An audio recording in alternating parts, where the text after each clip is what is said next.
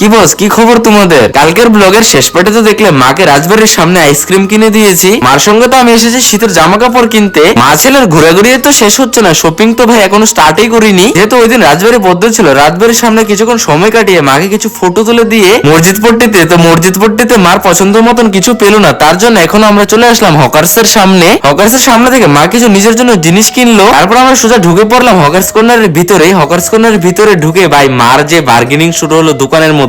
আরেকটা জিনিস ভাই, শপিং করতে গেলে কে কে কুলির কাজ করো মার সাথে, এটা একটু কমেন্টে জানাও তো আমাকে। তারপর মার সাথে সাথে হাঁটতে শুরু করলাম মার শপিং এর ব্যাগ গুলিকে নিয়ে। এখন মা আসলো জুতোর স্টলে জুতো কেনার জন্য। তারপর আমি মাকে সোজা সাপটা বলে দিলাম এখন আমি আগে শপিংটা করি, তারপর তুমি আবার করো। তারপর মাকে নিয়ে চলে আসলাম সিটি সেন্টারে। এখান থেকে একটা দোকানে ঢুকে যা যা আমার দরকার ছিল মোটামুটি এখান থেকে সবকিছু কিনে নিলাম। যেহেতু মা আমার সাথে শপিং করতে এসেছে, তার জন্য মার দিনটা স্পেশাল করতে মাকে কিনে দিলাম ঝাড়বেরা ফুড। তারপর আমার তরফ থেকে মাকে ট্রিট দিলাম, মাকে খাওয়ালাম বার্গার। আজকের জন্য এতটুকু। ব্লগটা ভালো লাগলে চ্যানেলটা